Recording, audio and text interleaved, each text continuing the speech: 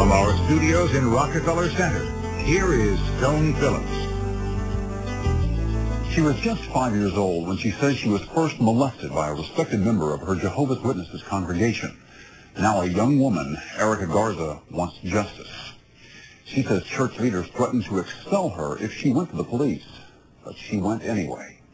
And now her alleged attacker is on trial for molestation and rape. Here with the conclusion to our story, John Larson. Erica Garza's accused molester, Manuel Belize, showed up in court with plenty of support. His side was full of Jehovah's Witnesses. People I thought were my friends, but they were there to support him. And on my side was my family. Even though Belize had apparently confessed his crimes to church elders, it appeared to make little difference. He was expelled from the church, but only temporarily. Elders allowed him to rejoin the church before the trial. John White, the congregation's top elder, explained at a court hearing. We're satisfied that he was repentant and could be admitted to the congregation again. To us, we don't see a problem.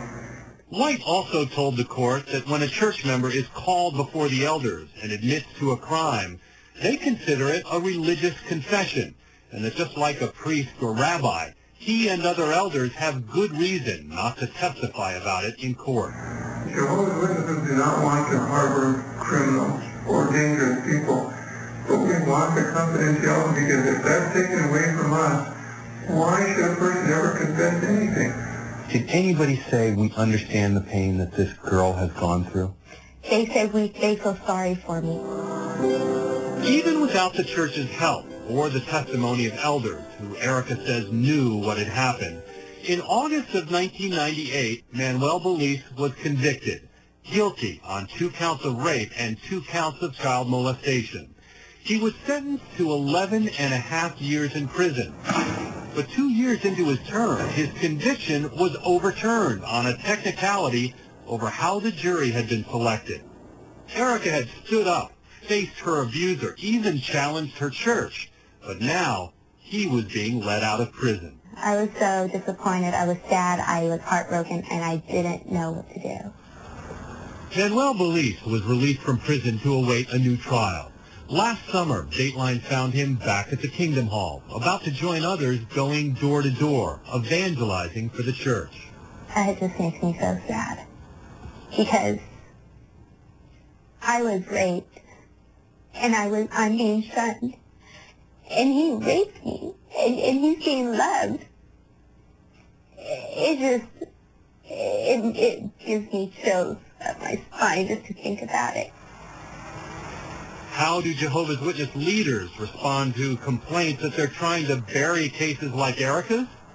They declined our request for an on-camera interview, but spoke to us off-camera and provided us with a videotaped policy statement by spokesman J.R. Brown. Jehovah's Witnesses feel child abuse is an evil. It's an evil of our time. It's an evil in our society. And so we abhor it.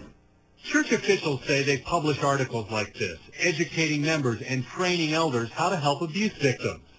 The church also says elders are required to investigate any allegations of abuse, and steps are taken to protect alleged victims from further abuse. And while officials acknowledge that molesters who repent are readmitted to the church, they say known molesters are not allowed to hold a position of responsibility within the church. They also insist that the church complies with all laws on reporting abuse in those states where it's required, even when there's only one witness to the crime. But in states where churches are not required to report, they say they do not discourage victims from reporting abuse to authorities. When it comes to the matter of reporting, then that's something the parents can decide. We certainly never tell them not to report a case of child molestation. In a letter to Dateline, the church's general counsel adds that it is possible that a few of the 77,799 elders of Jehovah's Witnesses have not followed the direction that they have been given regarding investigating and reporting child abuse. What remains unanswered, though, is why the church gets involved at all with investigating what are criminal matters. And just how often do they turn one of their own into authority? We asked the church for some examples, proof that they're as tough as they say they are on members who abuse children. The church waited 6 months, but finally offered us 2 cases. And right away, we noticed something. In both cases, the victims were Jehovah's Witnesses, but their alleged molesters were not. They were non-believers from outside the church. In fact, we could only find 2 cases where the church took an active role in turning in one of its own, including the case of this man, Clement Pandello. Pandello, seen here in family videos, confessed to church elders he'd molested his own granddaughter. How did the church handle it? The parents of the young victim, Pandello's own son and daughter-in-law, also Jehovah's Witnesses, told Dateline the church pressured them to agree to a deal in which Pandello pled guilty to criminal sexual contact and endangering the welfare of a child. He was given only probation, no jail time. And what did the church elders tell Barbara and Carl Pandello? We should just let it go, that it's not Jehovah's time to deal with it. The church says that's not true. And the church apparently did disfellowship Clement Pandello 2 separate times. But each time, they welcomed him back. So where is this convicted child molester today? A man who, according to court records, has admitted molesting girls all his life. Dateline found him going door to door, a Jehovah's Witness in good standing, evangelizing to people who know nothing about his record. His own son, Carl, says the church should know better. He's a sexual predator. When he goes door to door, he has a craving for young juvenile girls, as he puts it. He's looking at that child, having those immoral thoughts in his mind while he's there.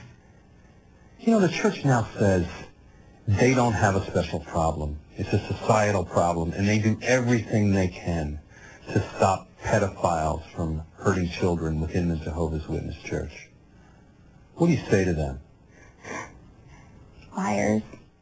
Even though her accused rapist had been freed on a technicality, Erica Garza was not about to let him off the hook. Last summer, nearly 5 years after she first came forward, Erica headed back to court. Once again, not one Jehovah's Witness from her former church came to support her. But this time, she wasn't alone. Comments we've made from all over the country. That outspoken elder from Kentucky, Bill Bowen, was there. Praise notes to you and thanks. And Bowen had set up a new support group for sexually abused Jehovah's Witnesses. And more than 20 people who had heard about the case through his website were there to support Erica. Thank you, everybody, for being here. These are people who don't know me, who flew from all over the place for me, to be there for me, because they realized, hey, you didn't do anything wrong. And it was so encouraging to see people there for me, as opposed for him. In court, Manuel Belize took the stand. He denied molesting Erica, but did admit touching her inappropriately. Once again, Belize was found guilty. Erica Garza says she has found justice in spite of her church. Oh, I can't believe it. On all 4 counts. Just a little bit of justice. You deserve it. Thank you, God. Thank you, Lord. Her molester has been sent to prison for 11.5 years. Thank you for your help, Bill. You'll sleep well tonight, won't you? Oh, yeah. All Erica wants now, she says, is for the church to change its policy and give molestation victims simple advice. Take it to the police. Hey, encourage me to take it to the police. Don't tell me not to. Erica Garza and Holly Brewer are both suing the Watchtower Society and their local congregations. The church is fighting the lawsuits. The church also told Dateline that while some known pedophiles still go door to door, they are not allowed to do so alone. Finally, 4 of the people Dateline interviewed, former elder Bill Bowen, Barbara Anderson, and Carl and Barbara Pandello, are facing possible expulsion from their congregations.